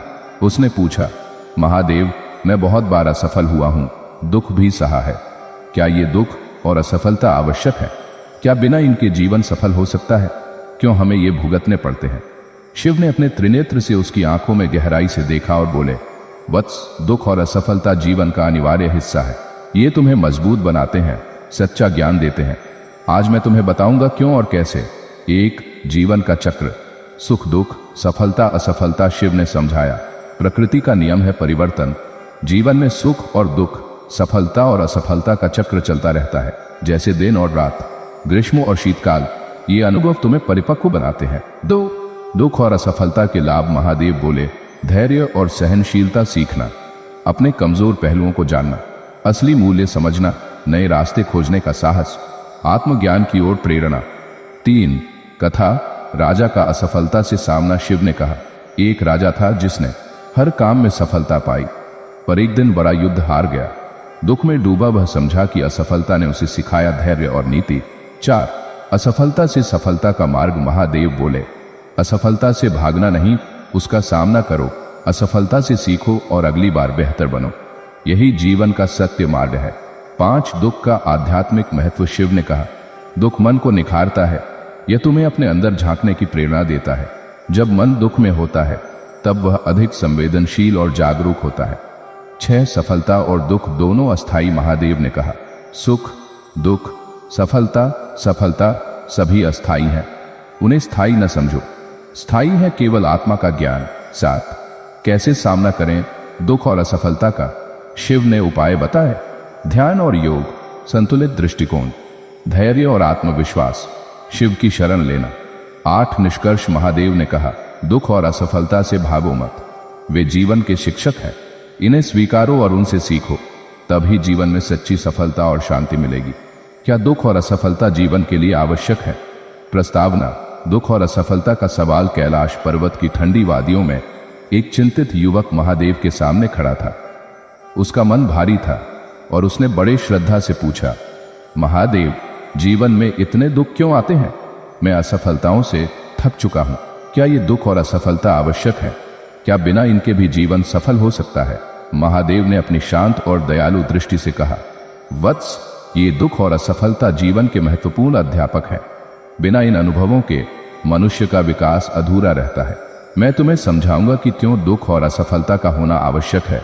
1 जीवन का दोधारी अस्त्र, सुख और दुख। शिव ने कहा, जीवन में सुख और दुख, सफलता और असफलता 2 पक्ष हैं। ये वैसा ही है जैसे दिन के बाद रात आती है। जब तक रात नहीं होती हम दिन की महत्ता नहीं समझ पाते। इसी प्रकार दुख के बिना सुख का मूल्य समझना कठिन है। जब हम निरंतर सफलता का आनंद लेते हैं तो अहंकार बढ़ता है और मन स्थिर नहीं रह पाता। असफलता हमें यह सिखाती है कि हमें विनम्र और सतर्क रहना है। दुख और असफलता जीवन के शिक्षक। महादेव ने समझाया, दुख और असफलता के कारण मन में कई गुण विकसित होते हैं, जैसे धैर्य, सहनशीलता, समझदारी और आध्यात्मिक जागरूकता। जब मन दुख से गुजरता है तब वह अपनी सीमाओं को जानता है और नए तरीकों से आगे बढ़ने का प्रयास करता है। दुख के बिना मन कठोर और सीमित रह जाता है। असफलता के बिना आत्मविश्वास विकसित नहीं होता। 3 असफलता से सफलता की ओर मार्ग। शिव ने एक कहानी सुनाई। एक बार एक युवा योद्धा था जो हर युद्ध जीतता था, पर एक दिन वह एक बड़े युद्ध में हार गया। इस हार ने उसे आत्ममंथन करने को मजबूर किया। उसने अपनी गलतियों को समझा, अपनी कमजोरियों को पहचाना और कठोर साधना और अभ्यास से वह फिर से सशक्त हुआ। अगली बार उसने न केवल युद्ध जीता बल्कि अपने से बड़ा योद्धा बन गया। 4 दुख और असफलता की स्वीकृति। महादेव बोले, जब तुम दुख और असफलता को अपनी नियति मानकर स्वीकार करोगे तब वे तुम्हारे लिए शिक्षा बन जाएंगे। स्वीकार्यता से मन शांति पाता है, शांति से मन स्वच्छ और निर्मल होता है, निर्मल में ही सच्ची सफलता का बीज अंकुरित होता है। 5 दुख के आध्यात्मिक लाभ। शिव ने बताया, दुख के माध्यम से आत्मा को परखा जाता है। जब हम सुख में होते हैं तब हमारा मन स्थिर और जागरूक नहीं रहता, परंतु दुख के समय मन एकाग्र होता है और हमें अपने भीतर झांकने का अवसर मिलता है। दुख हमें मोक्ष की ओर ले जाता है, क्योंकि दुख से मन सांसारिक बंधनों से ऊपर उठता है। 6 सफलता और दुख दोनों अस्थायी हैं। महादेव ने कहा, ध्यान रखना, सफलता और दुख दोनों अस्थायी हैं। ये दुनिया नश्वर है, मनुष्य को इन दोनों में न फंसना चाहिए। जो स्थायी है वह आत्मा का ज्ञान है। 7 दुख और असफलता से लड़ने के उपाय। शिव ने आगे समझाया, दुख और असफलता से लड़ने के लिए तुम्हें अपनी आंतरिक शक्ति को जागृत करना होगा। ध्यान और साधना से मन को मजबूत बनाओ, अपने भीतर के शिवत्व को पहचानो जो सब बाधाओं से ऊपर है। 8 दुख और असफलता को स्वीकारना एक कला है। महादेव ने कहा, दुख को भागने की बजाय स्वीकार करना सीखो, इसे अपने जीवन का हिस्सा समझो। इससे तुम्हारा मन परिपक्व होगा और तुम्हारे कर्म सार्थक बनेंगे। 9 दुख के पार जाकर सफलता। शिव बोले, सच्चा योद्धा वह नहीं जो कभी ना डरे, बल्कि वह है जो डर के बावजूद आगे बढ़ता है। तुम्हें अपनी असफलताओं से डरना नहीं, उनसे सीखना है। 10 दुख और असफलता से आध्यात्मिक प्रगति। महादेव ने कहा, जब मन दुख और असफलता से मुक्त हो जाता है तब वह वास्तविक आत्मज्ञान को प्राप्त करता है। यही आत्मज्ञान जीवन का परम उद्देश्य है। क्या दुख और असफलता जीवन के लिए आवश्यक है? 11 महादेव का संदेश। असफलता से घबराना नहीं, शिव ने ध्यानपूर्वक कहा। वत्स, जीवन में असफलता से घबराना या डरना नहीं चाहिए। असफलता केवल एक संकेत है कि तुम्हें अपने रास्ते या प्रयासों को सुधारना है। जो लोग अपने अनुभवों से सीखते हैं वही सच्चे विजेता बनते हैं। तुम्हें यह समझना होगा कि असफलता का डर ही तुम्हें रोकता है। यदि तुम उस डर को दूर कर दोगे तो असफलता के भय से मुक्त होकर तुम आगे बढ़ सकोगे। 12 कथा, गोपाल और उसकी असफलता। महादेव ने एक कथा सुनाई। एक बार गोपाल नामक युवक था जो किसान था। उसने मेहनत की पर फसल खराब हो गई। बहुत दुखी हुआ पर हार नहीं मानी।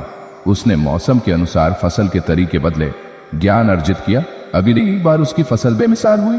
गोपाल ने सीखा कि असफलता निराशा नहीं बल्कि नई शुरुआत का संकेत है।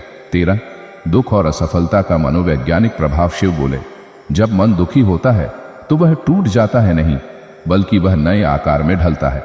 जैसे लोहे को आग में पिघलाकर नया रूप दिया जाता है, वैसे ही मन को दुख और असफलता उसकी सच्ची ताकत देते हैं। 14 आध्यात्मिक साधना से दुख पर विजय। महादेव ने कहा, ध्यान और साधना से मन को स्थिर करो। जब मन स्थिर होगा तो वह दुख और असफलता के प्रभावों से मुक्त होगा। शिव भक्ति में लीन होकर दुख भी सुख में बदल जाता है। 15 सच्ची सफलता का माप। शिव ने स्पष्ट किया, सफलता का माप केवल सांसारिक उपलब्धियां नहीं है। सच्ची सफलता है मन की शांति, आत्मज्ञान और ईश्वर के निकट होना। यदि ये है तो संसार की कोई असफलता तुम्हें डरा नहीं सकती। 16 जीवन में संतुलन का महत्व। महादेव ने कहा, जीवन में संतुलन बनाए रखना अत्यंत आवश्यक है। सफलता और असफलता, सुख और दुख के बीच संतुलन ही तुम्हें स्थिर और सुखी बनाता है। बिना संतुलन के मन बहता है और जीवन अराजक हो जाता है। 17 दुख के बिना आनंद का अनुभव अधूरा। शिव ने मुस्कुराते हुए कहा, यदि तुम्हें सच्चा आनंद चाहिए तो दुख को भी स्वीकार करो। जैसे मिठास का पता केवल कड़वाहट के बाद चलता है, वैसे ही जीवन का आनंद दुख के बिना अधूरा है। 18 कर्म और भाग्य की भूमिका। महादेव ने समझाया, कर्म करो पर फल की चिंता मत करो। कभी कभी असफलता तुम्हारे अच्छे कर्मों का परिणाम भी हो सकती है, क्योंकि ईश्वर तुम्हें कहीं बेहतर मार्ग पर ले जा रहे होते हैं। 19 शिव की शरण और आश्रय। शिव ने कहा, जब भी दुख और असफलता तुम्हें घेर लें, मेरी शरण लो। मैं तुम्हारे सारे दुखों को धारण करता हूं। मेरी भक्ति से तुम्हें नई ऊर्जा और साहस मिलेगा। 20 अंतिम संदेश। दुख और असफलता जीवन के अनिवार्य अध्यापक हैं। महादेव ने अपने त्रिनेत्र से कहा, इस संसार में सुख, दुख, सफलता और असफलता अपरिहार्य है। इन्हें स्वीकार कर उनसे सीखो, तब तुम्हारा जीवन सच्चे अर्थों में सफल होगा। सांसारिक सफलताओं से ऊपर उठो और आत्मज्ञान के प्रकाश में चलो। समापन। यह प्रवचन हमें यह सिखाता है कि जीवन में दुख और असफलता केवल बाधाएं नहीं बल्कि शिक्षा देने वाले गुरु हैं। इन्हें स्वीकार कर उनसे सीख लेकर ही हम आध्यात्मिक उन्नति कर सकते हैं। शिव की भक्ति और साधना से हम इन कठिनाइयों से पार पा सकते हैं और सच्चे सुख शांति का अनुभव कर सकते हैं। क्या साधारण जीवन जीने वाले लोग असफल होते हैं? प्रस्तावना। हिमालय की एक गुफा में एक युवा तपस्वी बैठा चिंतन कर रहा था। उसकी आंखों में प्रश्न था, मन में व्याकुलता और हृदय में उलझन। वह बार बार यही सोचता रहा, हे प्रभु, मैं कोई बड़ा राजा नहीं बना, न प्रसिद्धि पाई, न धन इकट्ठा किया। क्या इसका अर्थ यह है कि मैं असफल हूं? क्या साधारण जीवन जीने वाले कभी सफल नहीं कहे जा सकते? यही प्रश्न लेकर वह भोलेनाथ की शरण में पहुंचा। महादेव की जटाओं से गंगा बह रही थी। उनका ध्यान अचल था, पर जैसे ही उस तपस्वी ने प्रश्न किया, महादेव ने अपनी आंखें खोली, मंद मुस्कान दी और बोले, वत्स, यह भ्रम सबसे बड़ा दुख देता है कि सफलता केवल बाहर की वस्तु है। आओ मैं तुम्हें बताता हूं, क्या वास्तव में साधारण जीवन असफलता है? एक, साधारणता क्या है? महादेव बोले, साधारणता का अर्थ यह नहीं कि तुम निष्क्रिय हो। इसका अर्थ यह है कि तुम आडंबर, अहंकार और दिखावे से दूर हो। एक सामान्य जीवन वह है जो शांत, अनुशासित, कर्तव्यनिष्ठ और सहज होता है। फिर शिवजी ने उदाहरण दिया, वत्स, एक किसान जो हर दिन ईमानदारी से हल चलाता है, वह उतना ही सफल है जितना एक राजा जो न्याय से राज करता है, क्योंकि दोनों ने अपने कर्तव्य का पालन किया बिना अहंकार के, और यही सच्ची सफलता है। 2. क्या जीवन का मूल्य प्रसिद्धि से तय होता है? लोग सोचते हैं कि अगर उनका नाम समाचारों में नहीं आया, अगर समाज ने उन्हें पुरस्कार नहीं दिए, तो उनका जीवन व्यर्थ गया। पर यह भ्रम है, मोह है। प्रसिद्धि केवल बाहर की रोशनी है, पर शांति भीतर के दीपक से आती है। महादेव ने मंद स्वर में कहा, मुझे बताओ, क्या आकाश की ऊंचाई से उसका महत्व तय होता है, या उसकी विशालता और मौन से? क्या पृथ्वी की महानता उसकी चकाचौंध से है, या उसकी सहनशीलता और उदारता से? 3. साधारण जीवन में ही आत्मा की ऊंचाई छिपी होती है। शिव बोले, ऋषि वशिष्ठ, वाल्मीकि, कबीर, तुलसीदास, सभी ने साधारण जीवन जिया। वे न तो राजमहलों में रहते थे, न ही सोने की गद्दियों पर बैठे थे, पर उनके विचारों ने ब्रह्मांड को प्रकाशित किया। साधारण जीवन उस बीज की तरह है जो दिखता तो छोटा है, पर उसमें वटवृक्ष बनने की क्षमता होती है। ऐसे लोग अंदर से गहराई से जुड़े होते हैं, अपने आत्मा से, अपने कर्म से और अपने धर्म से। 4. सफलता का माप क्या है? शिवजी ने कहा, सफलता का माप तुम्हारी गाड़ी की लंबाई या भवन की ऊंचाई से नहीं होता। वह इस बात से होता है कि तुमने कितनों का जीवन सुखमय किया, तुमने कितने आंसू पोंछे, कितनों को प्रेम दिया, कितनों को माफ किया। यदि तुम्हारे पास कुछ नहीं, पर तुम्हारा हृदय विशाल है, तो तुम सफल हो। और यदि तुम्हारे पास सब कुछ है, पर अहंकार से भरे हो, तो तुम्हारी आत्मा दरिद्र है। 5. साधारणता में परमात्मा का वास। वत्स, शिव को बुलाने के लिए तुम्हें सोने के मंदिर की आवश्यकता नहीं, तुम मुझे अपने निर्मल हृदय में भी पा सकते हो। साधारण जीवन वही है जहां परमात्मा सरलता से उतर आते हैं। नाटक में नहीं, सत्य में नहीं, प्रेम में। प्रेम में जो व्यक्ति हर दिन ध्यान करता है, जो अपना काम निष्ठा से करता है, जो किसी को दुख नहीं देता, वह भगवान का ही रूप है। 6. साधारणता में छिपी ईश्वर की परीक्षा। महादेव ने रहस्यपूर्ण स्वर में कहा, ईश्वर कभी कभी देखना चाहता है कि तुम बिना पुरस्कार के कितना करते हो। क्या तुम अपना कर्म केवल फल के लिए करते हो, या उसकी पूजा समझकर? साधारण जीवन में कोई ताली नहीं बजाता, पर हर कार्य का साक्षी मैं स्वयं हूं, और जो मेरे लिए कर्म करता है वह ही सच्चा योगी है। 7. साधारणता में अपूर्व संतोष। धन, सत्ता और प्रसिद्धि पाने के बाद भी लोग बेचैन रहते हैं, क्योंकि वे भीतर से खाली होते हैं। पर साधारण व्यक्ति जो सादा खाता है, अपने परिवार से प्रेम करता है, जिसे ईश्वर पर भरोसा है, वह सच्चा राजा है। 8. आत्मज्ञान की यात्रा साधारण जीवन से शुरू होती है। शिवजी बोले, वह व्यक्ति जो गहन चिंतन करता है, अपने दोषों को पहचानता है, अपने जीवन को सुधारता है, वह संत है, चाहे वह गृहस्थ हो या सन्यासी। साधारण जीवन आत्मज्ञान का आधार है, क्योंकि उसमें अशांति नहीं होती। वहां समय है ध्यान का, साधना का, सेवा का। 9. साधारण जीवन की चुनौतियां। महादेव बोले, साधारण जीवन कठिन होता है। वहां बाहरी सम्मान कम है, पर भीतरी संघर्ष अधिक। उसे रोज झूठ और सत्य में निर्णय करना होता है, रोज धर्म और मोह के बीच संतुलन बैठाना होता है। पर जो व्यक्ति इन संघर्षों से न डरे और सत्य के साथ खड़ा रहे, वह मेरे लिए सबसे प्रिय है। 10. साधारण जीवन एक दहन तप। वत्स, साधारण जीवन जीना भी एक तप है। यह तप वैराग्य नहीं मांगता, पर नित्य त्याग की मांग करता है। अपने स्वार्थों का, अपने गुस्से का, अपने लोभ का, हर दिन की ईमानदारी, हर रिश्ते में सच्चाई, हर कर्म में सेवा, यही सच्चा साधु बनाता है। समापन। साधारण जीवन असाधारण महिमा। शिवजी ने अंत में कहा, वत्स, साधारण जीवन वह भूमि है जिसमें आत्मा खिलती है।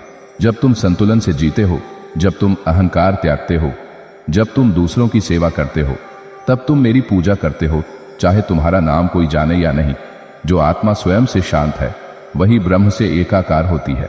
निष्कर्ष, यह प्रवचन हमें यह शिक्षा देता है कि जीवन की सफलता केवल बाहरी दिखावे में नहीं, बल्कि उस आंतरिक शांति, संतोष और सत्य में है जो साधारण जीवन में जन्म लेता है।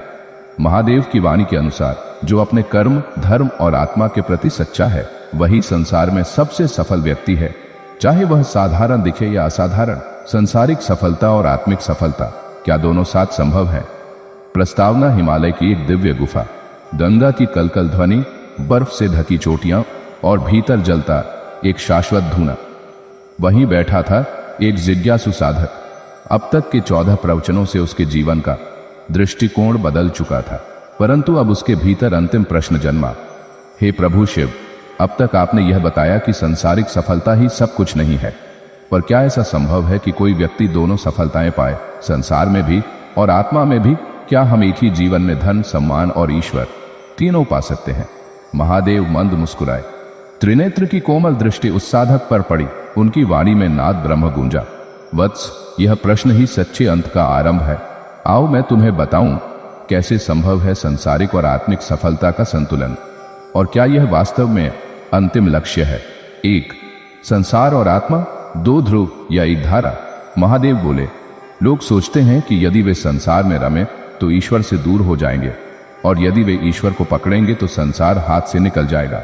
यह द्वंद्व बहुत पुराना है, परंतु यह भ्रम है, क्योंकि ईश्वर और संसार अलग नहीं बल्कि एक ही सागर की 2 तरंगे हैं।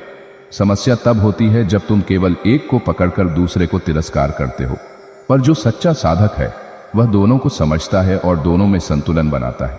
2. अर्जुन का उदाहरण। कर्म भी धर्म भी।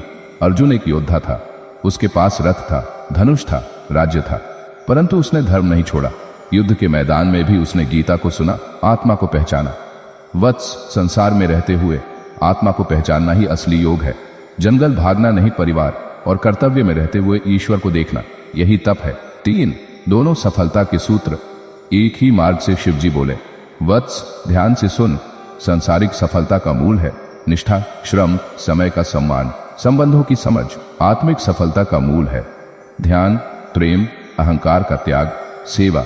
यदि तुम निष्ठा से काम करोगे तो सांसारिक सफलता अपने आप आएगी, और यदि तुम सेवा, प्रेम और ध्यान से जुड़ोगे तो आत्मिक शांति भी आएगी। इसलिए एक ही जीवन में दोनों पाए जा सकते हैं यदि दृष्टिकोण शुद्ध हो। 4. सफलता की दोनों दिशाओं में एक ही बाधा, अहंकार। ध्यान रखो, दोनों सफलताओं में सबसे बड़ा शत्रु है अहंकार। वह कहता है मैंने किया, मैं सबसे श्रेष्ठ हूं, और फिर धीरे धीरे मनुष्य अपने से ही दूर हो जाता है, चाहे वह करोड़पति हो या महायोगी। यदि अहंकार है तो पतन निश्चित है। सच्ची सफलता वही है जहां विनम्रता है, जहां व्यक्ति जानता है कि वह केवल एक माध्यम है, ईश्वर की लीला का पात्र। 5. क्या व्यापार, राजनीति, करियर में रहते हुए आत्मा को पाया जा सकता है।